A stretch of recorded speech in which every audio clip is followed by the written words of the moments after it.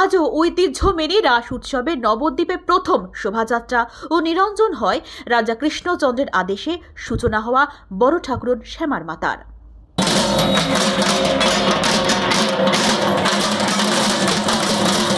নবদ্বীপের রাস উৎসবের সাথে নদিয়া রাজ কৃষ্ণচন্দ্রের যোগসূত্র খুঁজে পাওয়া যায় একাধিক পুজোর মাধ্যমে। তারই অন্যতম হল শহরের পোড়ামাতলা এলাকায় পূজিত হওয়া বড় ঠাকুরন শ্যামা মাতা পুজো।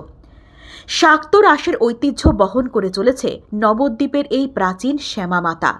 প্রায় 350 বছরের পুরনো এই পুজো আজও নবদ্বীপের শাক্ত ভাবনার অন্যতম প্রতীক।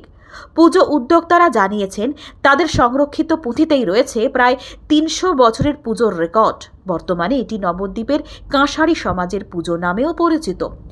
বড় ঠাকুরন শ্যামা মাতা পুজো কমিটির সম্পাদক কৃষ্ণ দাস জানান, নবদ্বীপের শাক্ত রাস যখন মহারাজা কৃষ্ণচন্দ্রের আদেশে শুরু হয় তখনই তাঁর নির্দেশে এই কাঁসারি কালীমাতার পুজোর সূচনা করা হয়েছিল।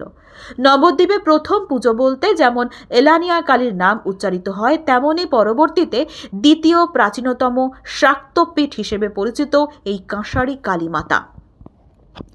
এই পুজোর অন্যতম বৈশিষ্ট্য হল রাস পূর্ণিমার পরদিন যখন নবদ্বীপের রাজপথে সব দেবদেবীর মূর্তি শোভাযাত্রায় অংশ নেন, তখন এই কালীমাতা থাকেন না সেই শোভাযাত্রায়। কারণ নিয়ম অনুযায়ী সর্বপ্রথম এই বড় ঠাকুরন অর্থাৎ বাড়ির বড় গিন্নি সকালেই বিসর্জিত হন। তারপরে অন্যান্য সমস্ত দেবদেবীর প্রতিমা ও স্বয়ং গৌরাঙ্গিনী মাতার শোভাযাত্রা শুরু হয়। শতাব্দী প্রাচীন এই নিয়ম আজও অটুট রেখে নবদ্বীপের মানুষ জানিয়ে দেন ঐতিহ্যের শেকড় যতই পুরনো হোক না কেন তা আজও জীবন্ত তাদের ধর্মবিশ্বাস ও সংস্কৃতির অংশ হয়ে।